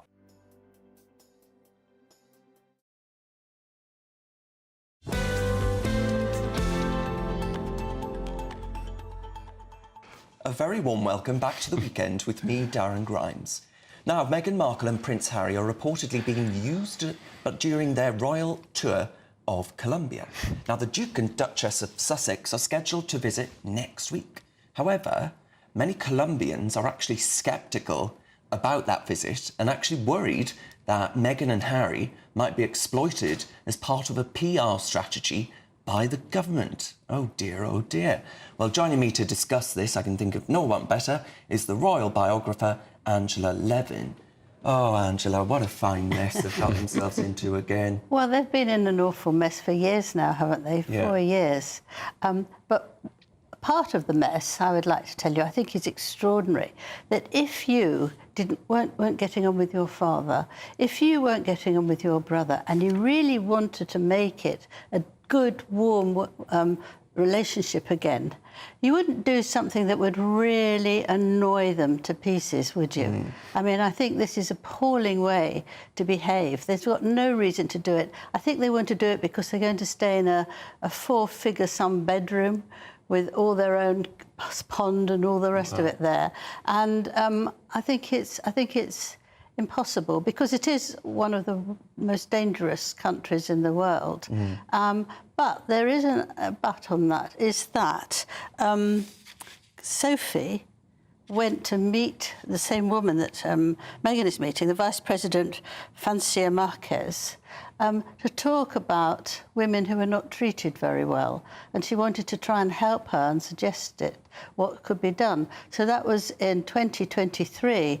I was absolutely astonished when I read that because she's very close to the royal family and they wouldn't want Harry and Meghan to do that, but they obviously don't seem to mind Sophie doing that. So it can't be absolutely as bad as everyone's trying to prove. But it's very, very dangerous. The Vice President, Francia, has people have been trying to kill her several times, and that is with actual protection. So for them to do this, particularly that they're so keen that they have top-rate protection in the UK, and they don't think it's good enough to them. So they're coming to one of the worst countries in the world for safety. So, you know, what do you make of that? I think it's a way to slice the king again, to be unkind, to be very difficult, and to make him furious. Colombia is not in the Commonwealth, but nonetheless, it's a very dangerous thing to do. And what's your take then on, normally with these kinds of visits, if their Royal Highnesses, the Duke and Duchess of Sussex, wanted to go on some foreign trip, you would have to put in the request to His Majesty's government and, of course, the palace itself. Now, as far as we know, none of that has happened, right? No, but they didn't do that when they last went to Africa 2 months ago. They didn't do that. So this is causing all sorts of foreign policy headaches, isn't it? Yes. The other one place did cause lots of foreign policy headaches because the man whose plane they borrowed, and you know they won't go anywhere unless they have a private plane, was owned, I think it was £20 million he owned in America, and they were trying to get hold of him. So it doesn't look good if you are there. They're not representing the royals, but they're trying to represent the royals, and you look like, you know, someone who is actually a criminal, or you sort of wonder what's going on, what's happening to us in London. If you're behaving like that, you cannot. Unless they break themselves completely, they haven't got the right to do that. And I think this will be very annoying. It was very, very upsetting for the King and infuriating for William. All right, yeah. I'm going to bring in Charlie Rowley and Matthew Larser, who still join me now. I mean, Charlie, the fact of the matter is, what Angela's saying there is that they continue to cause headaches. Should they not have lost their royal titles to begin with to avoid this being an issue? I think that's probably right. And I think, we do like things slightly more black and white in these circumstances. You're either in the royal family or you're not.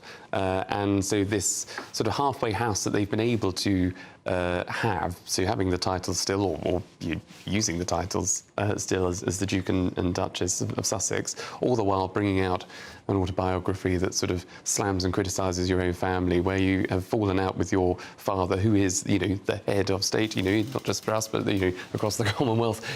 It's trying to have all of the perks of the royalty that they were part of, without any of the responsibility and without any of the ways and means of just how the family operated. So they have a platform, they have to use it responsibly, but I think there will come a time, actually, where King Charles may just have to say, you know what, enough is enough. If they're going to do things off their own back, which is going to be detrimental to the UK, or to make it even more difficult for the UK, so the Foreign Office might have an issue with a country in which they've decided to visit, and that country will use it to their advantage to say, well, we've just had a royal visit, even though they're not royals or working royals, then that will be complicated at some point. Matthew, as a Labour man, are you sort of annoyed on behalf of the government that actually they're causing these kinds of sort of diplomatic nightmares? Well, yeah, I think people may think that, I think Meghan might hope with her sort of her political stance that a Labour government might be more sort of pro them. But I think you're absolutely right. Whatever the colour of the government in power, they are going to have issues with a pair who are trooping around the world,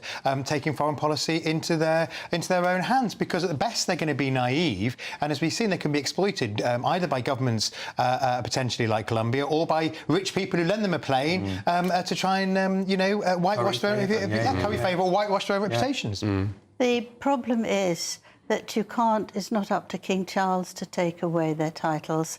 It has to be done through Parliament. And if they take away his titles, he still remains a prince, and she will become a princess. And I don't think they necessarily want that either. It's very, very difficult to handle it. I think the fact that they've drawn back, rather than trying to have open doors all the time. They're not closed, but they're not, is to try and work out something to do. It's quite enough now. And this is a game, I think. They'll love it. They'll go to every single country they can find that is actually inappropriate, because it's punishment. And Meghan, in particular, is determined to take, to be very powerful. Revenge. And, revenge. Yeah. And, well, revenge is the word, isn't it? Yes. And it's really depressing, actually, because, at the end of the day, it's a family. It's a family that doesn't... A grandfather that doesn't see his grandchildren. And it's sad at its very core. Yes, and so they can't get together, because you can't fulfil a whole in an argument in just 10, 15 minutes. No. You need it for weeks, and they're not ever going to come for that. Angela, thank you very much as ever for your time. Matthew and Charlie, thank you to you too. Right, you're with me, Darren Grimes on GB News. Coming up, as the top prosecutor in the country warns serious offenders of those nationwide riots face a whopping 10 years in jail, we're asking, is that justified? That's to come after your headlines with Sophia.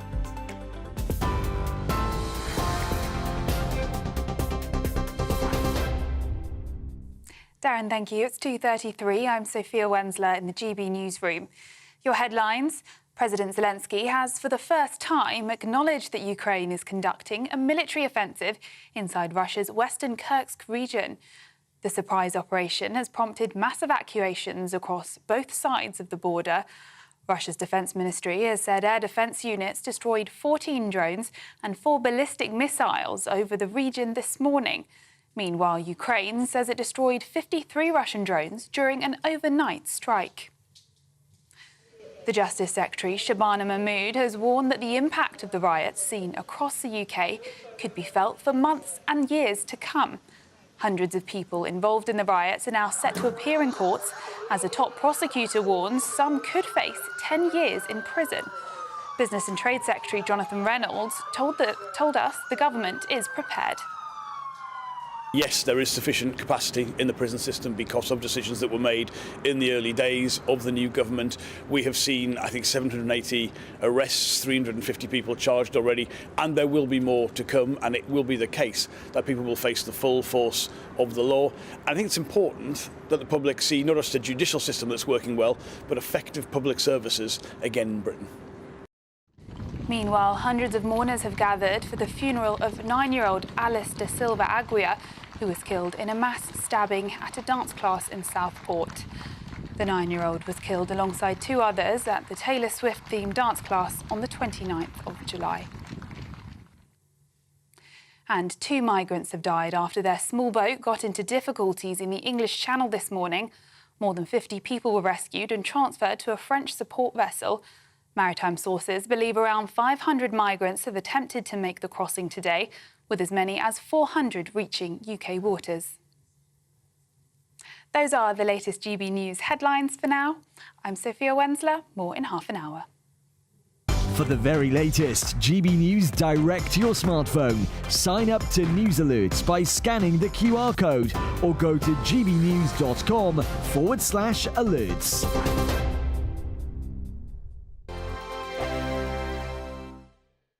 Hello, welcome to a GB News weather update from the Met Office. Plenty of warm summer sunshine out there today, turning hotter and more humid on Monday for some, and thunderstorms in the northwest. Looking at the bigger picture, we've got high pressure situated across us today, low pressure out towards the west, driving southeasterly winds, bringing up some hot air.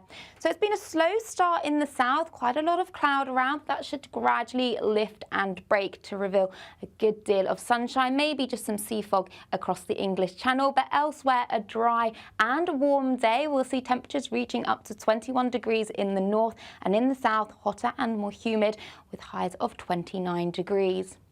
Now, as we go through this evening, plenty of sunshine still on offer to end the day. So across parts of Scotland, many places seeing sunny spells. We've got highs even up to 20 degrees by 5 p.m. Northern Ireland turning a bit cloudier at times this evening, but still plenty of sunny intervals. And across parts of Wales, the Midlands, the South East, still temperatures 27 degrees even by 6 p.m. Now through tonight, we will see a breeze picking up, especially across the English Channel and across western areas, and we'll see some thunderstorms moving their way northwards as well. We have got some thunderstorm warnings out, especially across Northern Ireland, northeastern England and across Scotland, with thundery downpours. Could be quite torrential, frequent lightning and gusty winds. But tonight it is going to be uncomfortable for sleeping. Some places are not dropping below 20 degrees. So through Monday morning rush hour, we've got this band of thundery rain moving its way north and eastwards. So some strong gusty winds, heavy rainfall could lead to some disruption. But once that clears through, fresher behind it in the north, but across the south, a hot and humid day to come with highs of up to 34 degrees. Bye-bye for now. Sunday nights on GB News. From 6, Neil Oliver. At 7, it's Free Speech Nation with Andrew Doyle. At 9, Mark Dolan. And at 11, get set for the week ahead with headliners. Tomorrow's papers tonight. GB News, the People's Channel, Britain's news channel. Join me, Nana Akua, for an informative, interactive news programme with a difference. It's fun. It's true. You're not wrong. No one will be cancelled. Lovely. Join me from 3 p.m. every weekend, only on GB News, Britain's news channel. Every Saturday, 10 till 12, we'll bring you all of the news that you need to know. We'll also remind you that there is so much to smile about. It's my favourite time of the week. I get to relax, enjoy some light-hearted stories, and let Ellie teach me about fashion too. That's Saturday Morning Live, every Saturday, 10 till 12. Only on GB News, Britain's news channel.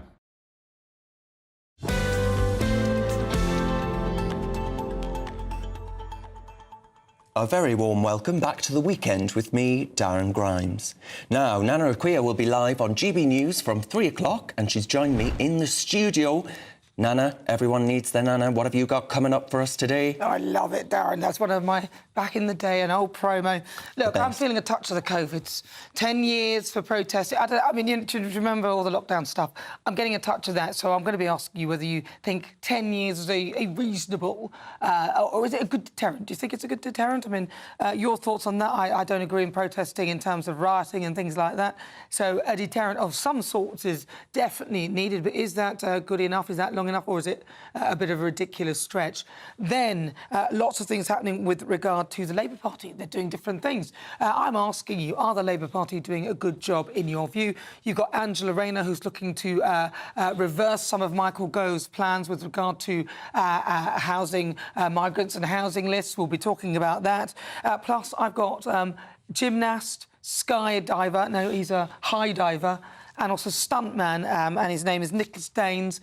He will be joining me as in my big interview. But we've got a lot to get through. We're talking about Russia, Ukraine, all of that with my brilliant panel. Goodness gracious, Nana, loads coming up. Thank you very much for that. We look forward to it. That's Nana Akua there coming up at 3 o'clock. Now, folks, the top prosecutor in England and Wales, Stephen Parkinson, has stated that hundreds more individuals involved in the recent riots will be brought to court. Now, there's a possibility of facing up to 10 years in jail for the more serious offenders. And many of you messaging me are asking, you know, where are these kinds of sentences for some of the most egregious criminals that commit the most awful things? Are they actually being applied disproportionately? Well, Stephen Parkinson anticipates a significant increase in charging decisions as police initiate this new phase of cases. GB News West Midlands reporter Jack Carson has been out and about asking for your opinions on the story, and I'm delighted to say he joins me now. Jack, what are people saying?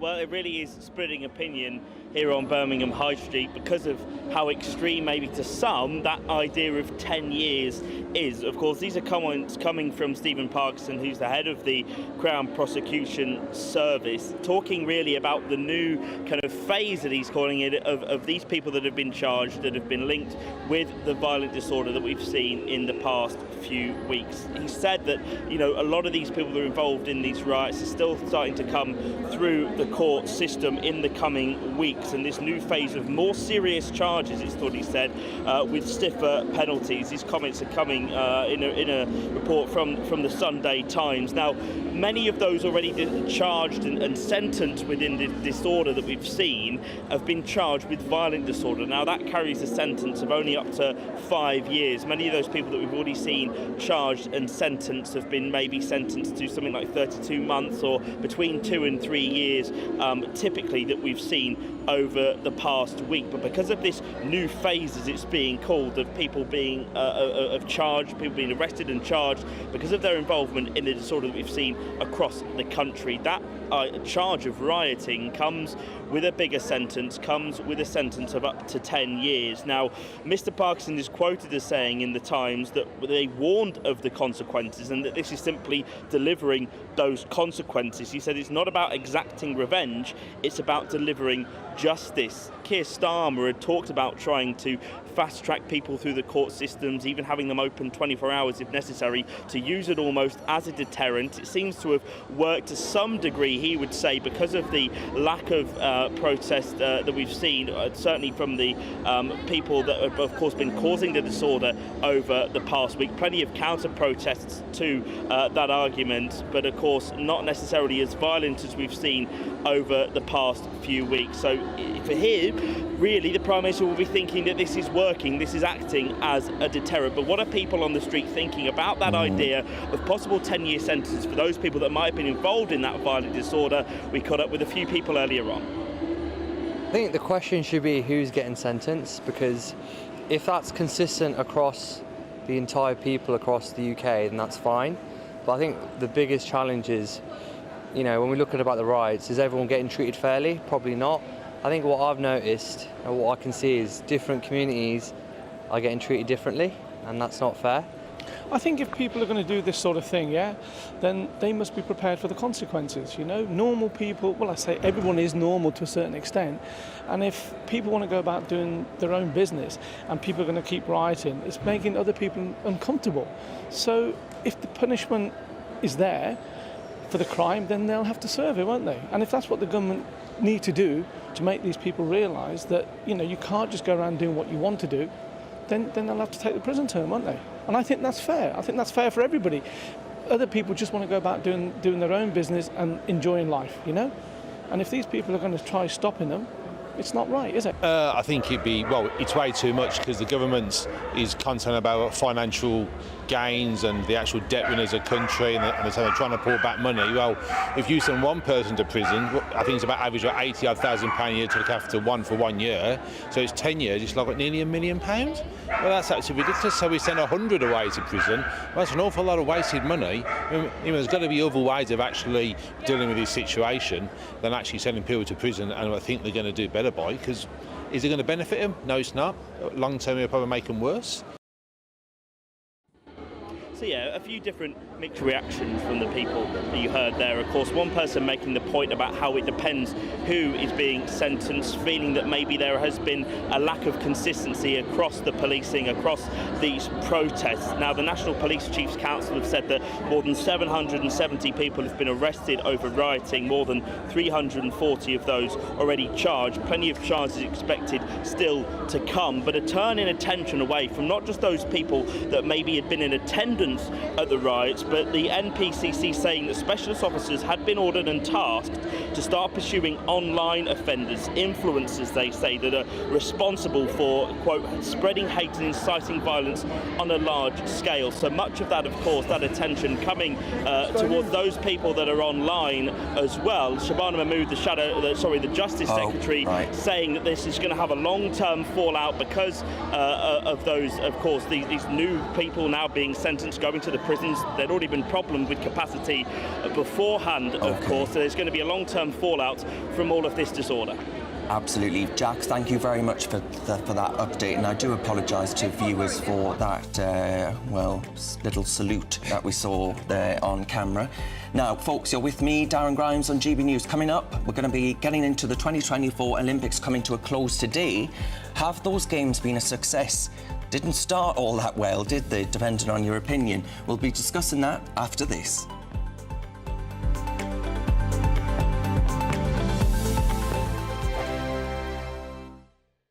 We're proud to be GB News, the People's Channel, and as you know, we always love to hear your views. Now, there's a new way of getting in touch with us at gbnews.com/yoursay. By commenting, you can be part of a live conversation and join our GB News community. You can even talk to me, Bev Turner, or any of the members of the GB News family.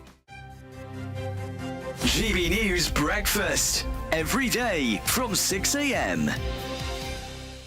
Fatima's UK campaign. Children and young people matter, because I actually run a campaign, and my ministry today is about looking after children in the care system and improving their life outcomes. You know, for me, I had a difficult start to my childhood, and I will never forget it. I mean, I always say I may have left the care system, but the care system hasn't left me. And I instantly understand the importance of giving our young children and young people the opportunity to also, have good life outcomes. So Fatima's UK campaign is all about that. It's a summit next year. Eamon, I hope you're going to come. No, and we've talked about this before, and certainly, I believe in what you're doing. I think it's marvellous what you're doing, and that's why, when you think about children, and children are so close to you, and you look at that horror that happened in Southport yesterday, things like that exactly. will really hit home hard. Well, children are the innocent ones, aren't they, Eamon? And this is what we look at when you think they're the future. We've got to start to put them back at the top. And it's a travesty when we see things like that, Omar, that happen. Children are the ones that are impacted. And, it's, for me, really important to be able to do the best we can and looking after their future. And so hopefully, I'm going to the Pyrenees in September, Eamon. That's my next challenge, the Bay of Biscay from France to Spain and back. And hopefully people can go online, fathomlesscampaign.com, and give generously to help make a difference to these young people's lives. Because, as I say, children are the future. GB News, the People's Channel. If you want your news to be straight talking... This is a nightmare for the Conservatives again. Down to earth. It's not just Nottingham where this is happening, is it? And most importantly, honest. Hard-working, middle-class taxpayers, they'll get their book thrown at them. Then catch me, Martin Daubney, Monday to Friday, 3 till 6 p.m. on GB News, Britain's news channel. Join me, Neil Oliver, every Sunday night at 6 p.m. on GB News. And if an hour is not nearly enough for you, go to gbnews.com for special extended episodes online every Friday at 9 p.m, where we can truly get into the nitty-gritty of what's going on. GB News, Britain's news channel.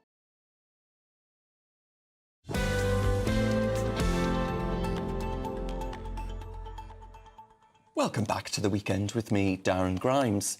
As I mentioned before the break, it's the final day of Paris 2024, and Great Britain ends with 65 medals to beat their tally from Tokyo 2020 by 1. But has it been a memorable tournament, or one to forget? Well, joining me now is sports broadcaster and journalist Aidan McGee.